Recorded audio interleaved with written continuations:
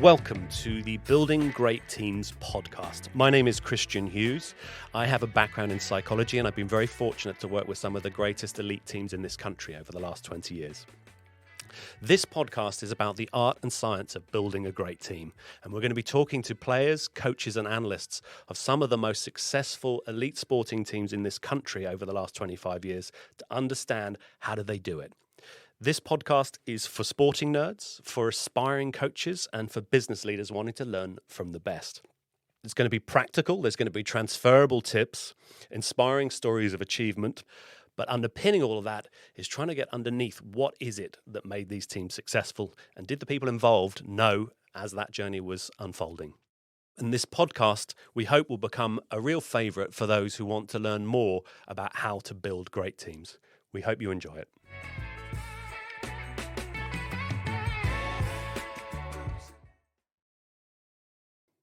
Welcome to the Building Great Teams podcast. Today we're going to be talking culture with two gentlemen from the Saracens Rugby Club, ex-players.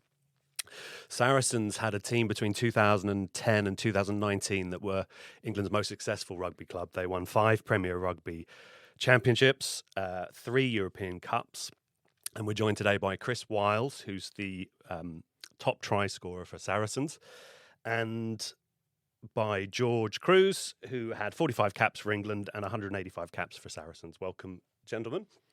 Welcome. Thanks for having us on. Absolute pleasure. So we're going to talk culture, and I think this is a concept and an idea that's very much in the media. The trouble is it's a bit ill-defined, and I want to get under the skin of what it was like being in Saracens during a successful period, what the team felt like, what it was like when you came into the team, and a bit about some of the mechanisms that created the culture, so that we can get a bit more of an understanding of how it worked.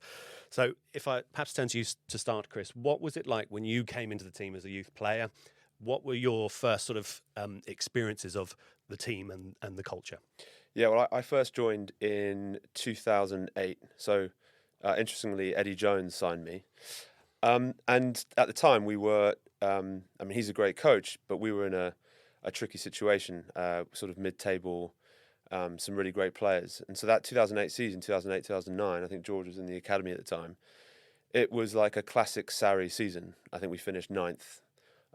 We had some fantastic players, but we weren't really performing. So that was my first season, and that was really interesting in the context that we started hearing that some South Africans were going to take over the club. Brendan Venter had a bit of a walk through the club like towards the end of the season, but no one knew what was really going on.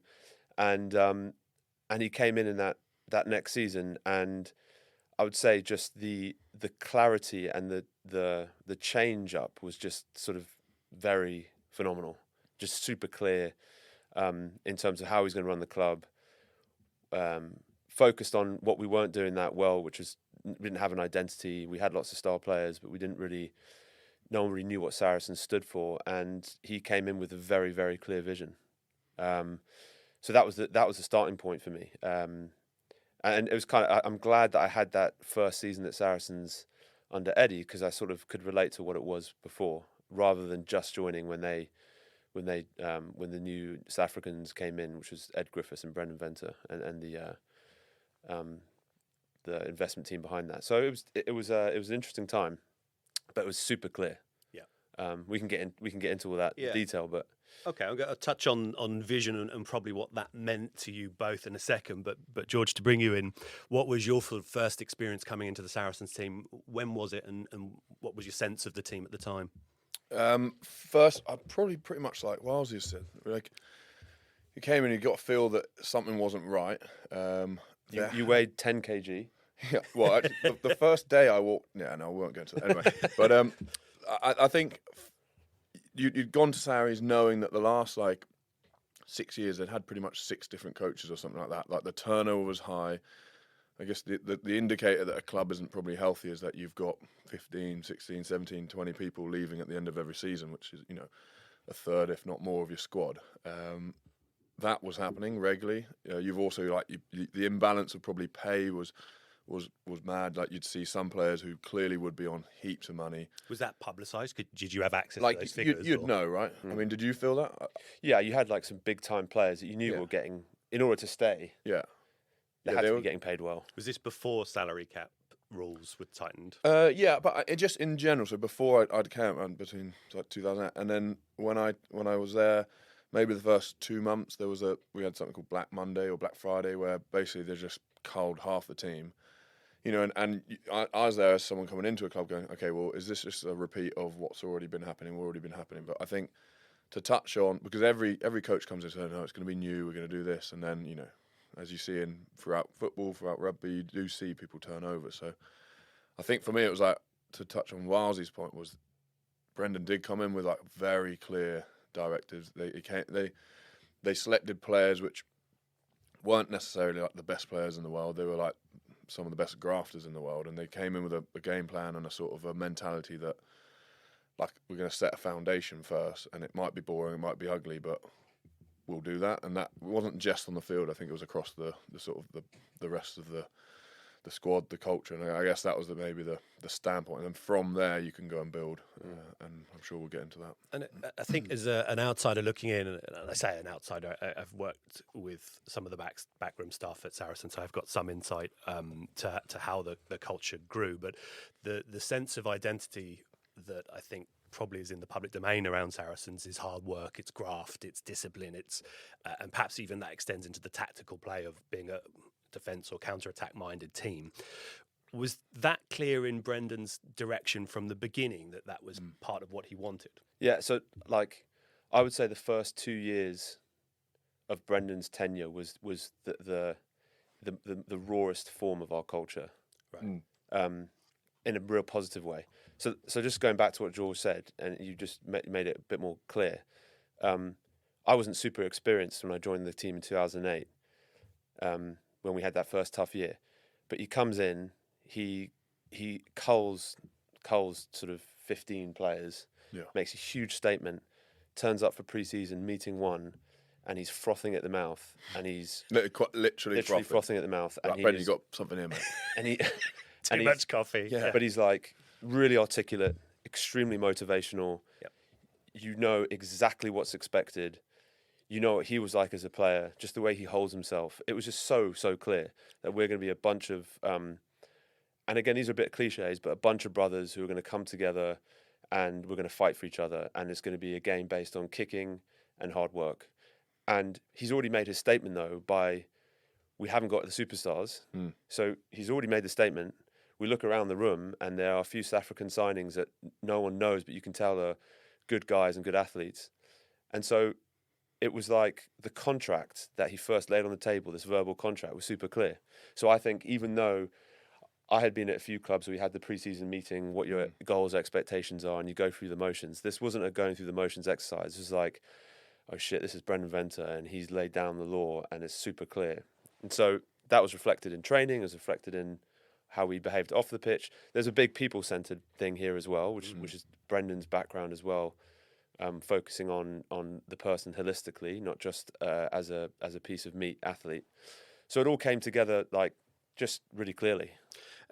I'm interested in that start of a journey that you both were on around doubt and belief. And if you've just seen half the team culled, especially those which would be publicly recognised names, players that probably played for England, was there a part of you thinking, shit, what have we done here? What are we left with? It's hard work. Is that going to be enough? Yeah, I think the fact that the people maybe who are weeded out or cut, that sometimes when you have status or it is like that, maybe work rate isn't the forefront of what you're doing. You rely on things a bit too much. I think what he did was it was a whole change based on people who were just going to graft, and I think that in itself is such a big sort of statement that you either buy in or you don't. And I think, I thought that was a genius sort of piece of work, but also it's like we understood that was the beginning of the project. It wasn't like we were going to be playing this type of rugby like flair and everything. It was understood that this is the beginning of a project that might be 5-10 years, and you could see that when it's easy and simple, it's easy to buy into. I think if you try and say, right, we're going to play like this, do like a number of different things which are a bit more technical, and you might need more skillful players or whatever, it's quite hard to buy into. So Yeah. the fact that he like picked people on, are they good people and are they going to work hard? Like anytime you'd have asked, okay, what's this new South African player like, or what's this new player like? You know, the answer would have been, yeah, he can work. So like that would be probably more of a change of mindset through using the people around him, and that was the big statement. I think it was less about, in some ways, I think it was less about the people that left, because they were still, you know, fantastic rugby players and great people. You know, the Chris Jacks of this world. Just circumstantially, this wasn't the right time for them. And what it meant, to answer your question, is it brought everyone together. You're like, wow, he's made this huge statement. He's trusted us to be here, majority of which weren't very established in their careers. And so you had to buy into it and come together. I think it was, as Crusoe says, a genius move, because rather than making me doubt what was going on, it was like, wow, we're going to be part of this. It's time to roll the sleeves up and get to work and prove that this is the and make essentially. I think everyone was trying to earn respect of Brendan. Yeah, it was what was happening. Do you think there was a simplification, a positive simplication around having a hard work message? Because anyone can do that theoretically, at least. Yeah. That's an effort thing rather than a skill thing. Did that bring it? Was that a leveling of the playing field for you guys? Yeah, it was, and like we discussed plenty of times. You know, the whole mantra of like an effort error or a skill error, like it was. The whole year was based around how much effort can you put in, and you'd be told off if it wasn't, if you weren't putting the right effort in, but you'd never be told off for like a skill error or something which was kind of in doubt. But ultimately, when you got that many people working together for a similar pushing in the same direction, it's all the cliches, but it is if you've actually got people switched in, pushing in the same direction, it just becomes a lot easier. So just for those that are not familiar with the effort error, skill error concept, perhaps if I paraphrase it and you can tell me where I'm way off base, this is the idea that if the responsibility for a skill error was the coaches, if there was something that went wrong on the field that was skills based, that was because the coaches hadn't coached well enough. Whereas if there was an effort error, if you didn't get up and get back into the line or make a tackle or whatever was considered an effort, that was the responsibility of the players. Is that how it was communicated? And when was it first communicated, that idea? Yeah, I mean, that's pretty much bang on. I can't remember when it flowed into like our communication, but probably pretty early on, I assume. But it would kind of come to life. I would say the obvious time where it came to life was in post-game analysis, which is you see a beautiful try by a winger, normally not me because I don't score beautiful tries. But a lot of them. Yeah. Dot down in the corner. Dot down in the corner. But we would focus on the build-up and the unseen work. And again, even talking about it now, it kind of sounds like a lot of clubs now probably do this, but I think at the time it was pretty unusual. So we would focus on the guy that put pressure on a kick, which allowed our fullback to retain a kick closer into the halfway line, which then meant we were deep into their territory again. Or someone who made an effort on effort in a chase, like Crusoe getting up off a ruck and then chasing down another kick. So it just meant that you were judged by those efforts, and skill was the responsibility of the organisation, the coaches, and it meant again all it comes down to is like a clear verbal contract. Like now bleeding into some of the other stuff we did is like you work really hard for us, and then we'll treat you really well holistically. Yeah. No, I can see how that's run through Saracens. Just picking up on that, pressure on the kicker, though, the sort of, I think they called it the shit that people don't see. Is that the phrase you used internally? How was that ingrained in the culture? Was that part of awards? Was that in the after games where it was highlighted as these are the sort of, I'm going to call them behaviours slightly because they're more about motivation and will rather than skill, perhaps. How did it play out? How did they get that message across to coaches? Yeah, like there's cameras there everywhere now. There are so many different angles. There's so much stuff. You've got GPSs on. You've got everything to track what you're doing. And like Wellesley said, the highlights, the things that the media will pick up on, the things that maybe you might get signed for or whatever in a normal club. They are things which are the big flashy things, but realistically, there is like a game is made of thousands and thousands of small little movements, and it's like it's a coach's job to tell you, like, you got to be in this position and do this. But the smaller things are and where teams, the bedrock of where a team will win is if you've got people doing stuff off the ball which contributes to the finest thing, and that is like, pushing in a scrum, or say, like, no one really can tell who's pushing the scrum, but if you win the penalty consistently and everyone's pushing, like, that helps the team immeasurably. So it's those things, like it's like getting back off the ball and chasing back when you don't have ball in hand. There's like a formula in way of how to win a game, and these sort of things are like small, minute things, but clearly added up, become huge. And I think the way that, like, they're celebrated is, they're picked out, and they'll be like the biggest celebrations and the biggest awards will go to those people, rather than just, has Wilesy scored a 2-meter try in the corner because the forwards have done all the work. So, like, it does all feedback, and I think teams that consistently win are teams that really focus on those small, harder graft bits, and they will get players who, they'll recruit players who can do that consistently. Their recruitment will focus on that rather than, the big flashy stuff. And it kind of snowballs when you've got a lot of people understanding that it is the small things consistently. It's quite interesting, just drawing a parallel with business, in that in a lot of organisations, and especially with rugby players I've worked with who've come across into business, it's a bit of a transformation where they see in teams that cohesion isn't there, and there's a real focus on the salesperson, the individual doing the big deal, and that sense of all the different departments that have contributed to that deal. They don't kind of get any sense of recognition in the same way that the salesperson does, which I suspect is one of the reasons why some teams in business struggle, whereas teams like yours had successful periods. I wanted to bring it round to sort of values, and sort of, again, linking a bit to business, in that we've worked with a lot of organisations that have values, but it can be very difficult to see how those values are being played out in an organisation. Whereas I think with the Saracens' values, it seemed very clear that they rolled out into the way you played the game, the way you helped and supported each other. I think, if I can remember them right, then discipline, work rate, humility, and honesty. When was your sort of first experience of this? Was this a coach's thing where they said, let's get a bunch of values together? How did that come to be, those 4 values? It was actually 3 originally. I think we added humility once we had won the first premiership. It was driven by Brendan. And it just all comes back down to him being like a force of nature for me, just like a force of nature, and super clear with what he expected. I would maybe just to like sidetrack from those 3 values. I remember him coming in. I will remember this like forever, and I'll take this with me everywhere. It's kind of linked to our values. He would often come into to team meetings, and he would go off on like a 5-minute monologue. It was like he was preaching. Right? Yeah, it was quite biblical. We knew there'd always be some like little like 5-minute discussion about, or not discussion, like inspirational chat from him.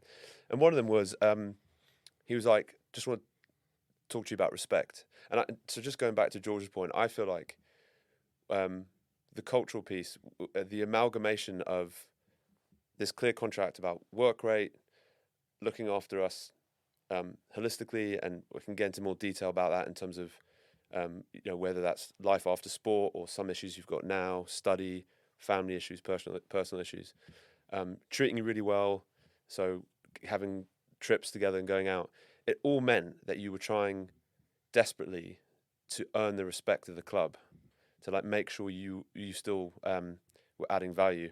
And Brendan he said it can take weeks, months, years to earn respect, and you can lose it in an instant. I was like, for me, I'm not sure if that resonated with everyone at the time. And I think it kind of feels like the bedrock, because you go out on the pitch and you look at your GPS and it's on the board and everyone sees it, and you've not put the effort in, and you've just been on a trip, or they've looked after your family because of some sort of issue. You've just massively let them down. So I think, and maybe I'm speaking for myself, the thing that Sarries created for me is I was constantly trying to earn respect. So it's like, how hard can I run here? How hard can I run at someone? How hard can I tackle? Like, and then when you get an award because you're one of the guys that does the unseen work, you're like, this is amazing. So that respect, I felt like that was a bit of a bedrock that then set the tone for the values.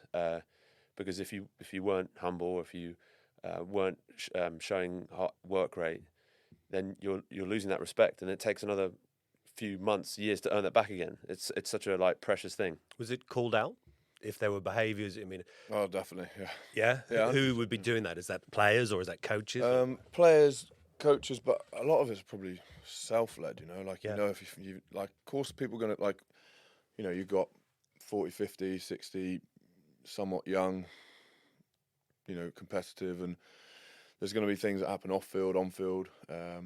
But ultimately, I think you get called out. You'd know yourself, but ultimately you get squeezed out, and if you're a player that consistently does it, you just won't be there in a year or two. That's the ultimate sort of final line, and you see loads of players have that. And I think we're at a point where we were getting to pick players, and like players that weren't making it were getting squeezed out. So instead of having like a turnover, like I talked about earlier, of like 15 players a year, it was like, okay, well, these people are retiring because they're desperate to stay here as long as possible. A couple players might be squeezed out, and then you get the pick of the bunch to come in. So I think that's when you've got, okay, that's the other end of the scale, when like it's firing pretty well, is that you've got people desperate to stay on, retire, and sort of stay there as long as possible, and your turnover's down and so on. But I think to look back to the what do you call them? What, like the key pillars? I don't know. I don't know how you felt, but I never really thought it was a big thing. I never like there'd be plastered on the walls. I think it was more for me. It was more for like the fans and more for like the brand and the story. I wouldn't necessarily. I think the fact Wilesy was like, it was a respect thing. It was the living it type thing, rather than are we being honest? Are we working? Are we doing this? I don't know. I thought they were just kind of words, but that's my take. I'm less poetic around that. They sort of weaved it in, because it became self-policing. We did try and bring those words to life, but yeah, I think when it. But no, do players buy into that? Players buy into the fact that you get treated well, you go on trips, you go on like hard fact stuff. I wouldn't say you'd be a player going home going, oh, I'm going to try to do I'm going to staple myself on these 4 things. I think maybe at the very beginning, do you remember? So Brendan, with the first 3 values, we also kind of linked in the tape. It was like, so you it's going to be embarrassing. I can't exactly remember them, but one would be, I think blue was for magic. So the only person at the time in our first year who had a bit of magic was Sculpt Brit. So we had like blue everywhere. Yeah. And then white was whole body was white was hard work, and red was discipline. Because discipline, these were handed out, or you would just you would yourself, select really. yourself what you'd put on, whether it's like wrist tape for match days, for match day, right? And can I, not to go off on like different rabbit holes, but I do also think that when I look back at Saracens' time, and I was there for 10 years, the culture shifts. Yeah. Expectations shift. Like when I say that raw culture we had in the first 2 years, and I'll come back to answer Crusoe's point on the pillars. Those first 2 years, I think we probably did really buy into those, like the work rate and the discipline and the honesty, and we would tape ourselves, and that worked to win our first Premiership. But then move from years 2 through to like 6 to become European champions, to become like consistently successful. We need to start layering in more nuance to just this idea that we're a band of brothers, no one's that well known. These boys start coming through, the England boys start coming through. They start adding a more performance element to it. It can't just all of us being around kicking a ball and drinking. Like, the influence of Owen and these England guys who we had to reshape our focus a bit. So this culture is not just like, I don't think it's just one body of work.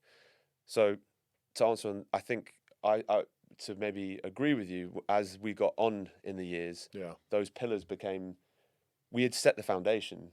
Yeah. So it was almost self-policing. I think you're right. Maybe those pillars became less influential. Then it was more like, oh shit, George, I just don't want to lose you. I don't want to lose the respect here. And I can see that at the start of a business. I can see that at the start of sport as a business as well. But like if you've got big companies that have been going for 15 years and you join and you just look at the words on the wall, you're like, oh, that's cool, yeah, brilliant. There's no way you're buying into that. No. So it's like, I agree. They stand as like a focus point or a catalyst for maybe a phase in time. But if you think that like words on 4 pillars or whatever is really going to motivate or drive people, I'd disagree. But Perhaps just to bring it to life a little bit, then there's a couple of areas I want to sort of touch on before we get into some of the things that go wrong within an organisation and how you fix them and within a culture. Communication. So we've talked a large chunk really around off-field activities. What about sort of on-field? Where did you feel like that hard work aspect and the pillars of your team started to impact the way you communicated? And I think perhaps just to contextualise that question a tiny bit, I think working with some of the team, the psychologist at Saracens, the sort of social capital, team cohesion concept of closeness, of the strength of relationships of the group was a big thing when we started doing work with Saracens. When you got on the field, how did you feel that? Like how did you know whether that was a thing or not? Did you know it was a thing or not? Did you have a sense what you knew what people were going to do? Yeah, I think a large part is that, you know, if you're going to pick a pillar, I think honesty would be a good one. So like, Wilesy is more senior to me. There'd have to be a level of respect on that sense. But then, you know, I think I'd be able to tell him if I thought he was doing something that was affecting my area. Like if we had won a line out or something and then he didn't chase, like, or whatever it was, but then he'd also be able to tell me. I think that open honesty sort of thing where you can cut to the chase, you can really only do that when you've got a level of respect for each other, and you've got a level of sort of team first respect. So is it in the interest of the team? Can he talk openly and bluntly to me? And do I take that on board? I think that all those sort of things, you have to have a pretty deep culture to be able to, for me, not to go, oh, piss off. Presumably some of that is about trust, right? If someone calls you out and you think that they're just for show or they're doing it because they're whatever. Yeah. Whereas if you think, they're probably calling this out because they want the team to be better. Yeah. So I think that's a big level of that. I actually don't think. I think by the time we got on, when we were continued success on the pitch, we were just like a machine. Yeah. Everything just flowed. Yeah. I don't think the comms side on the pitch in the game was that pertinent. I think the more pertinent element was post-match analysis or pre-match comms. So much is done off field. Talk me through that and say, take me into a changing room before a game. What is the sort of, is that what you meant by pre-match, or did you mean further the captain's run? And... that element, but like the build-up in the week. Yeah. It's like how you communicate on the training pitch. Well, let's walk through that because I suspect some of the listeners won't be familiar with what a match day week looks like. So walk me through sort of from Monday to Saturday game. Well, I mean, maybe the first interesting point will be you've played on Saturday, you had a Sunday off, you come into the training ground, and it's those first meetings where you're reviewing a Monday, where you're reviewing the game, and again, if you've not put the effort in, something's coming. There's going to be some analysis, and I think that first kind of the forwards and backs was split, and then we have a team meeting. Certainly, when I was a team meeting in the afternoon, it was always very short and snappy. So when it was in front of the whole group, you would call out like the macro points around the team, like what we've done well, and then when it came to like maybe some hard lessons because you haven't performed or they would think this through very carefully. So it'd probably be in micro conversations with coaches on a one-to-one basis. On a one-to-one, with a laptop. But you still had difficult conversations. But this, I like overall, maybe not to get too nuanced into it. Say on a Monday, the coaches would think very, very deeply about which coach spoke to which player and in which way, and we probably didn't get to see all of that. Like, with maybe someone like me, I'm a bit more emotional around the game. I'd get like Sanders would normally come to me and first of all say, "How you doing?" And we'd have a bit of chat. How many beers do you have on a Saturday? And try and bring the tone back down to a more like personable, emotional. Where someone like more process driven, just like wants it straight away. Is that Owen or Maro? Yeah, maybe. Yeah. I mean, Owen always jumps to mind because he just wants to know he's very. He knows what he wants and how he wants it, so like the feedback can be maybe a bit more simple with him. So that's Monday. That sounds so convoluted, doesn't it? But let's not do the whole week, will we? Yeah. Let's take the high points.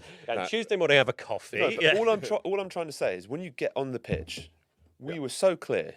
I knew my role.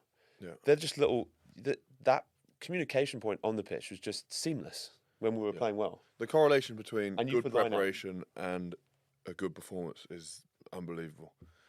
Like you can prep crap and you can go and win really well, but like you do that over a season, you become a shit team. So if you prep well consistently, because you play for 80 minutes, but you train for the whole week, and that's where all your learnings, all your works on the small effort things, that's where you build your habits. So I think the correlation between prepping well consistently for a number of weeks, especially leading into like big games, the emphasis is on that just as much as on the performance itself. What about sort of before game, like literally 20, 30 minutes before the game? Were you having in-game analysis at this point in video live on screen, so you could do half-time conversations where you adapt, or was that not present at that stage? Yeah, you do some walkthroughs, so like the leaders within each different group would talk through, right, just basically a basic summary of what's happened in the week, what we think is coming. You'll probably have you'll know the team by then, so you might talk a little bit about that. You might, you'll be at the ground, so you'll know the conditions, you'll get a feel for if it's going to be really loud or if it's really wet or those sort of things. So you talk probably a bit more current. You might talk about the ref or, just little reminders, and, it will be summarised with what are the key top two things we're going after, basically, or, how we start the game, those sort of a bit more pinpoint at that point. It's just a recap, though. I wouldn't say anything. Presumably, but your role in calling the lineouts, that's quite an interesting communication element, like in terms of you being on song for that. I didn't have that in game. I didn't have to call lineouts. They're just like little conversations with players next to me. But you're having to run a lineout. And how many variations are you having to keep in your head, or do you have 3 or 4 that you're just going to do for that game? Yeah, again, and that's why I probably harp on about the prep work. Is like 80% of winning good ball on the lineout in the weekend is all done.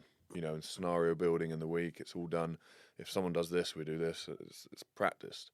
And that's when I think really good players, they look really good, or they make really good decisions because they've just built up all the scenarios, and they've got the confidence of the group within the week, rather than just rocking up and going, right, we're going to do this now. I think it's all like pre-planned.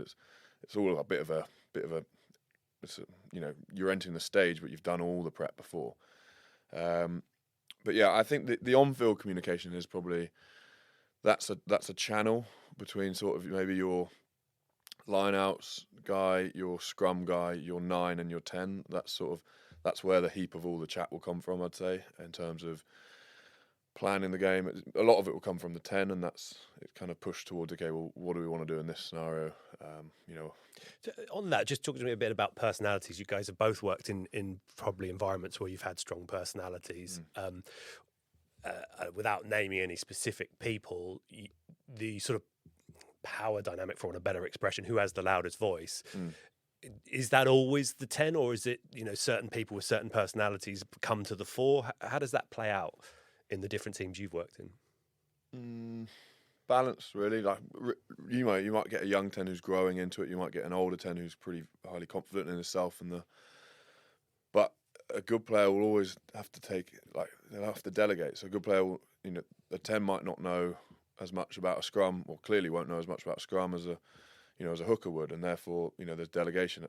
If you've got a hooker who's captain, obviously won't know exactly how to pull the strings of what a 10 will be. So a good functioning team will always have that delegation, and always have that sort of question of, right, like, what are the options here? All right, we'll pick these. It'll be a bit of a combined, put together, really. Okay, so we've talked a bit about how you build a culture, what it was like within Saracens when you came in. One final thing that I want to ask before we get on to sort of what's it like when it's not working, or what does that feel like? But before I get to that, once you've been in the team for a little while and the messaging is consistent, and back to your point, Chris, earlier about it's like a machine. Is there ever a danger that you become a bit cynical? So you've had 40 plus caps for England, and you've probably had a variety of different English managers, or managers of England, sorry. Is there ever a danger that players say, "Oh, I've heard this before, not another set of values, not another"? Do you ever have that point? Do you guard against it? What's your experience been? Are there negative influences in camp sometimes who are a bit more cynical, a bit less into the project? Well, from a Saracens perspective, like I alluded to earlier, we went on a bit of a journey of adapting our style of play and our culture, really. So I think certainly for the decade that I was there, they were very Decade. they were very clear. That sounds so. You were only 7 when you. Yeah. Oh my god. The 10 years I was there, Yeah. it was very like clear. I think like different chunks of time. So throughout when we're changing from being all about the emotion to now bringing in performance, there are difficult conversations. So that kept, I think that kept us quite fresh. We weren't going to sit still. We couldn't just be a bunch of guys who played on emotion and win more premierships and win a European title. So we had to adapt. That kept it fresh. Obviously, I'm just talking about through the Saracens lens. In terms of other squads that I had been in, there's very easy to fall into like cliche mode. Yeah. And this goes back to George's point, and I think this is very transferable in business. The point that you talk all this good game, values, mission statements, and it's not until it has to come to life in some way. And I think, again, what Sarries are very good at is bringing them to life. So we're going to look after you holistically. So, for example, we're going to look after you holistically. We're going on these trips. My mum was sick. They looked after my family incredibly well during that period. Will has got his story with Henry. They actually did tangible things to bring those values to life. And so I think too often teams, businesses talk about values and actually don't live it and breathe it. I think at Saracens, for the majority of the time I was there, we found ways to live and breathe it and adapt our culture so it kept it fresh. Yeah. Like you got to keep people stimulated. And how does that? That's for one. That's learning. I think you got to keep learning. I think we're at the start when we're talking about that bedrock of like boring hard work rugby, compared to like 10 years later, completely different team.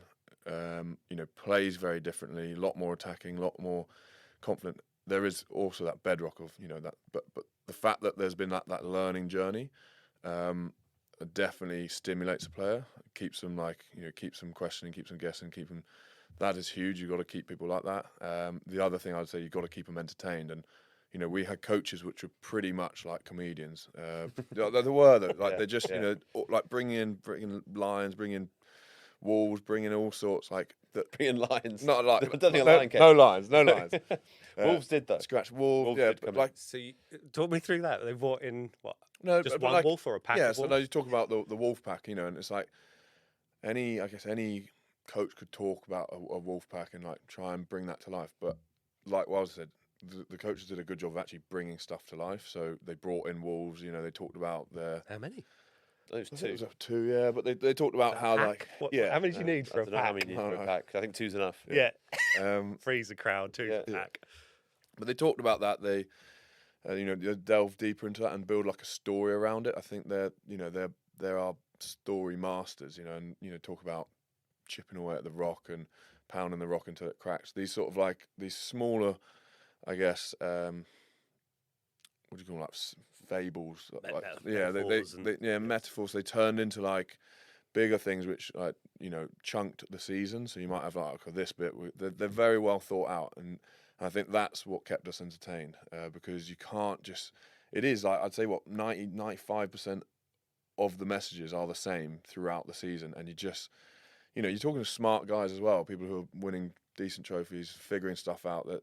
But you got to kind of con them into, and this is where I from like a line-out perspective, the further on my career, you sort of like realise actually that I know what that coach is doing to me. He's tricking me into believing something, and it's like, but Powers of persuasion. yeah. But it's like I didn't come up with that. He came up with that through teaching me how to come up with it, and that's sort of like if you can get a group of players to stay learning, but also to stay entertained through however that player interacts, whether it's trips, whether it's being involved in systems or whatever it is, then that is the bigger thing, and that's how you can like capture an audience for a longer period of time. Because otherwise, you're right. Like some coaches have the potential just to go over the same material in the same tone and you just like you've lost them pretty quickly. But yeah, I'd fall back on the coaches we had were brilliant at like proper wordsmiths in terms of finding ways to keep it's basically acting, finding ways to keep people entertained over a long period of time. We had Smalley who brings a lot of composure and process and structure, and then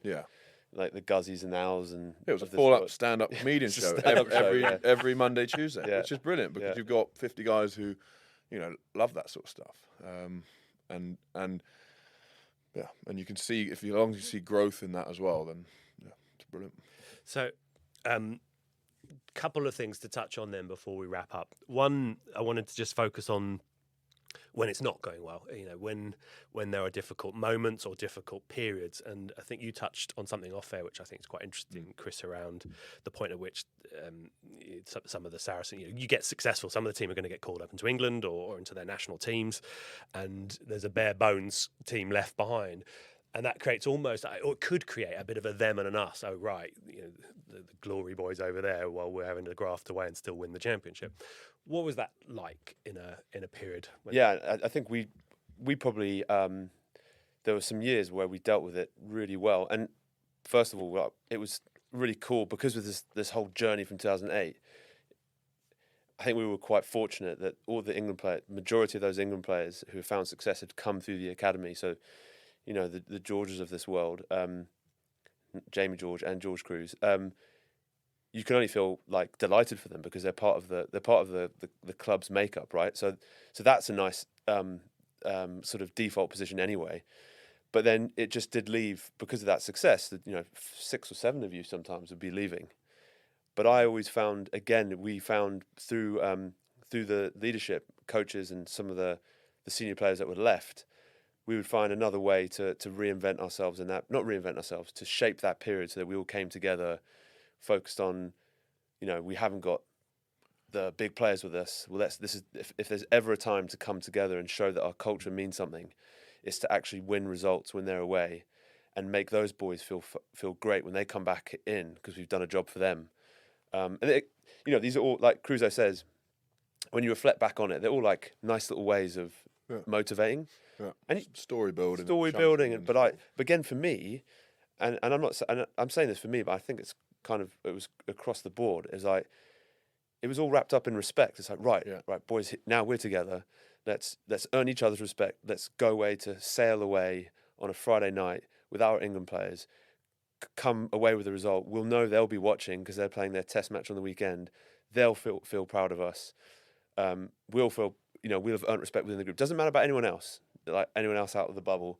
And then, we've won points and they come back and then we kick on and win a title. And they're all like little things you can put in to get people motivated. But I think we got to a stage where it was also, the foundation was so strong that it was self-policing, and it created momentum. We had to shift around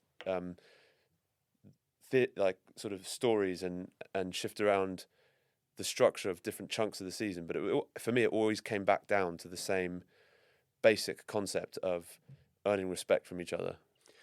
You get players who kind of knew their roles within the squad as well, and they'd be like, right, well, we're gearing up for when maybe internationals are leaving, and that's going to be my time, and I'm going to put the shift in for the team, and that's what I'm going to do for the club in this season.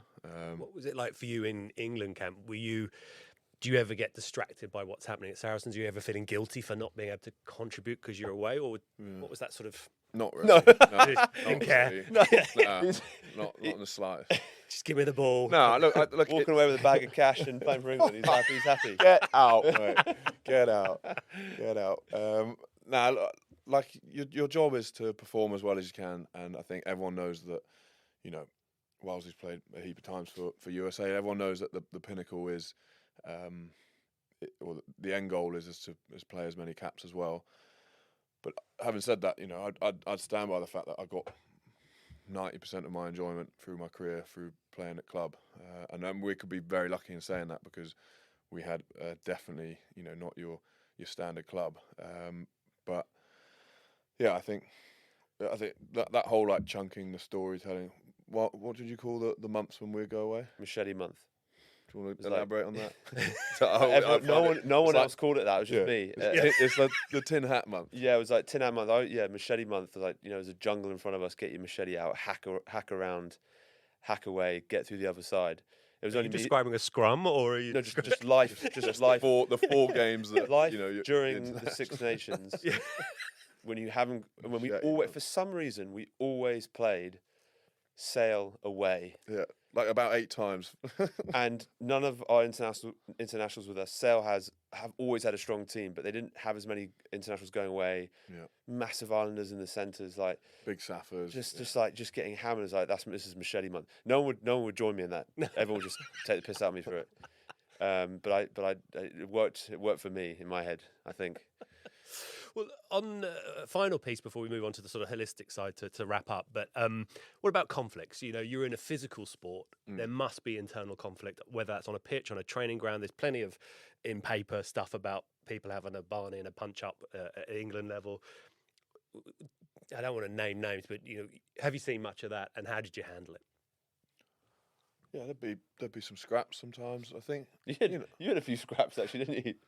I had a regretful scrap with Jack Berger once. Oh yeah. He was, How did that he play out? He was running his studs over Jackson's neck, not lightly. You know, and obviously I was significantly younger at that point, but you got to stand up for your mates as well. But you know, you get filled in every now and then. It's all right. But no, I think like there's always conflict. Of course, there's conflict, and I think there's conflict in business. There's conflict in any. I think, like to go back to the point earlier, it was like if you have enough respect between the group, but also you know for your other teammates, and it comes from a place which, you know, it's because you're trying to get somewhere. You're trying to push the boundaries. You're on the edge of trying to improve and be a better team. Like, you know, there's going to be difference in opinions. There's going to be difference in, you know, concepts and systems and so on. And I think as long as it's you're looking forward and it's like this is a team first thing, then I think it's fine to fly in.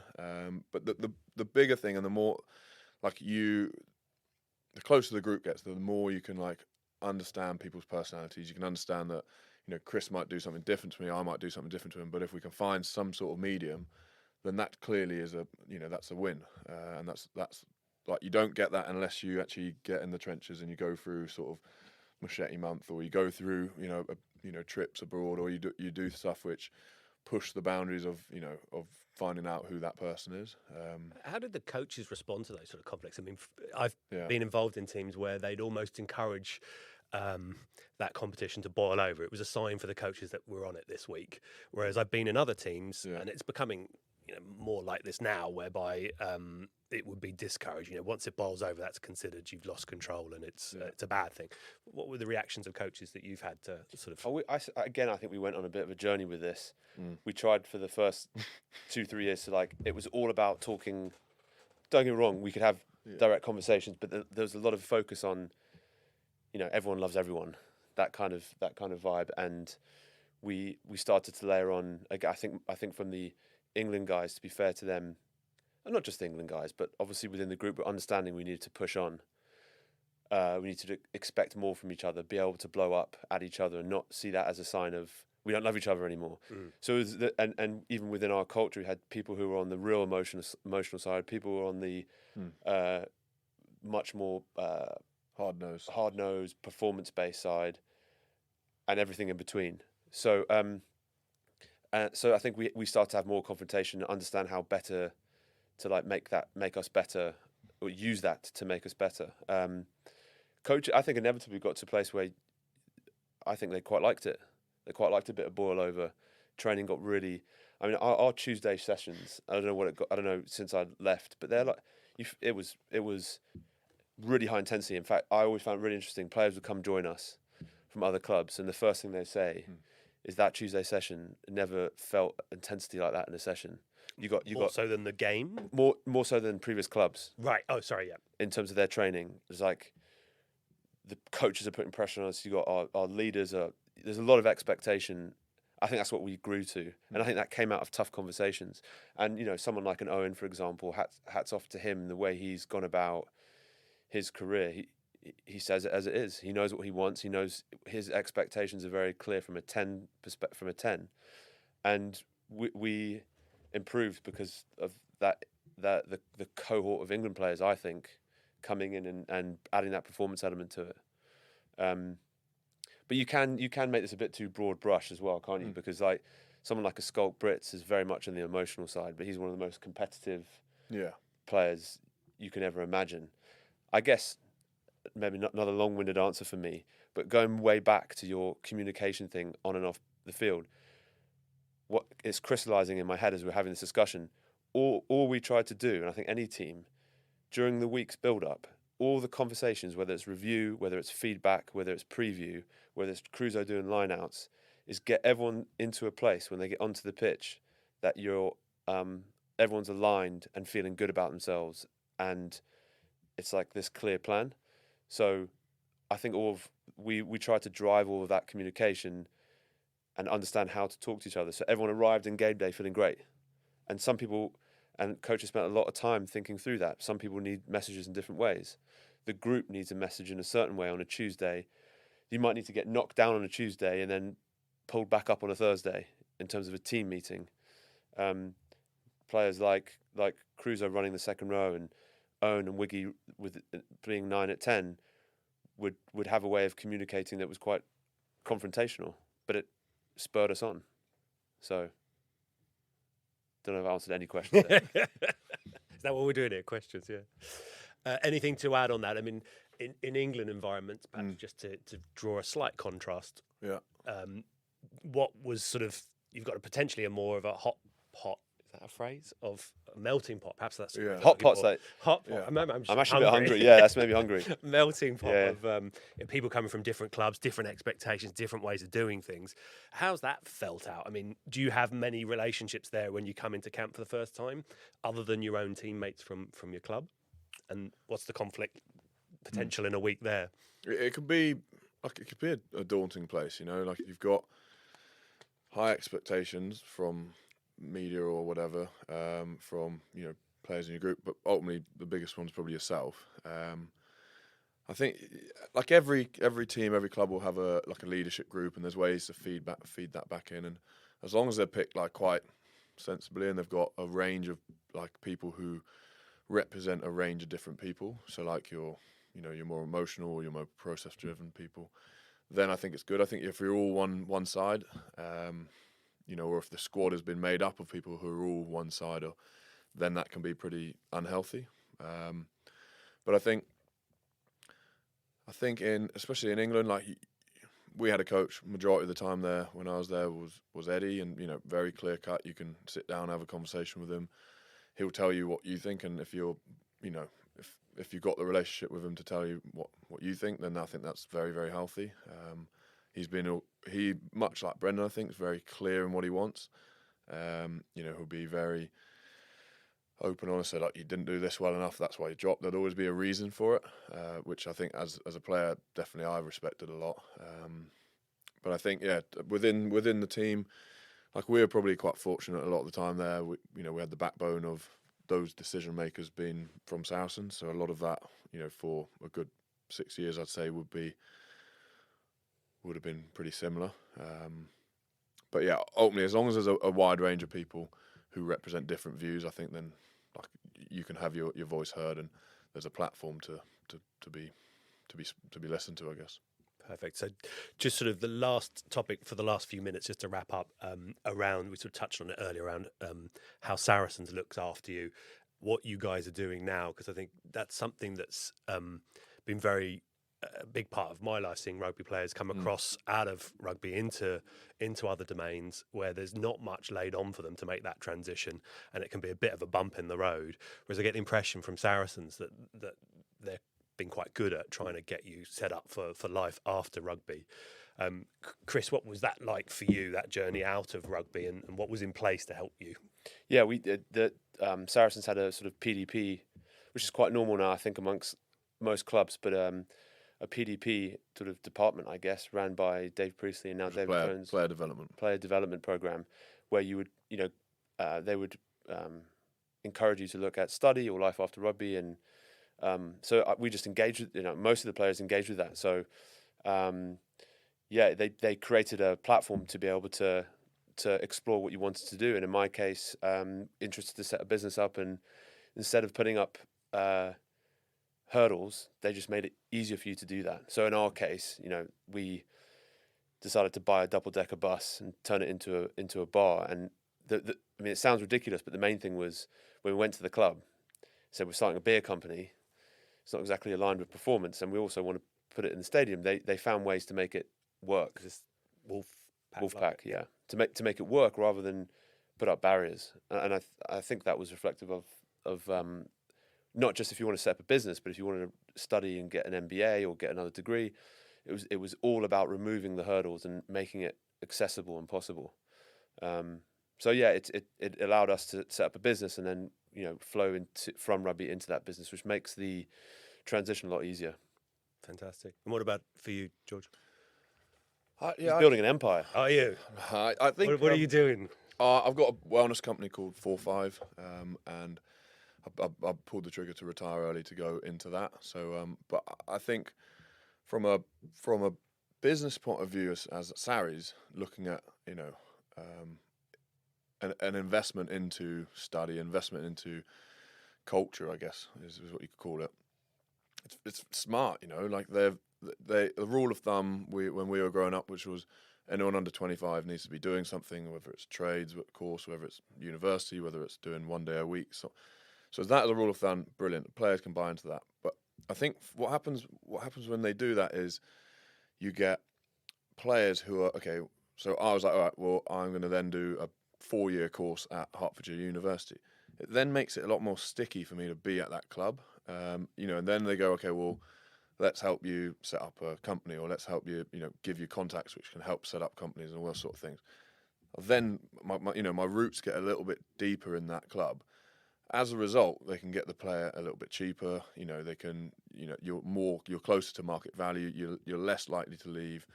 In turn, you then, you have less player turnover, which I've yarned on about probably a bit too much.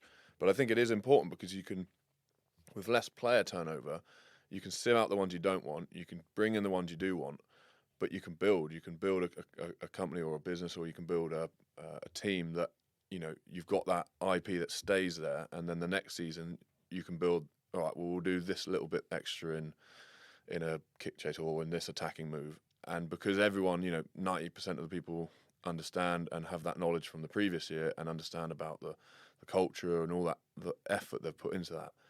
That's when I think you start getting like, I don't know, compounded, whatever. That's when you start getting the gains, which you can then go and win European trophies and so on. So I think from a business decision, them to prioritise, keeping people busy off field, whereas it might be another club might be like going, we don't want Wilesley doing a degree because that's taking their eye off the ball, and that might be seen as negative. I think that's the real archaic, stupid way to look at stuff. I think if you can keep people interested, keep people learning, keep people stimulated, which we talked about earlier, but ultimately keep people's roots going a little bit deeper so they stay in the same place.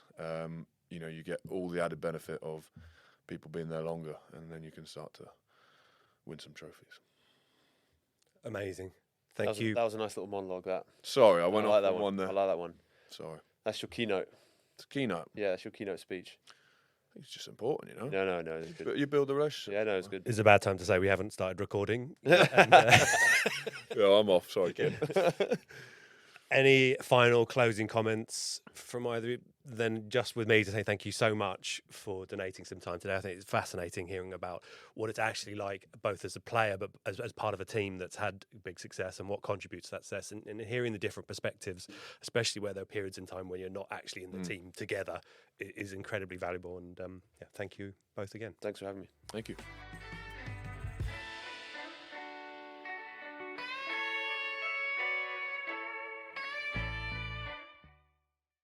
Fascinating episode with Chris Wiles and George Cruz, just translating some of the aspects of their culture that informed how they played and how they acted as a group.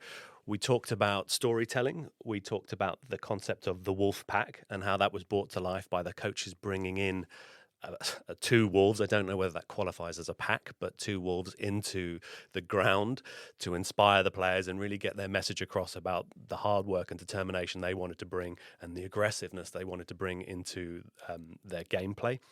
We talked about how the club and the player had a contract, a psychological contract, whereby the player's part of the bargain was to perform, put the maximum effort in at every stage of the process, whether that's in training, whether that's in team sessions and communication, or whether that's on the pitch.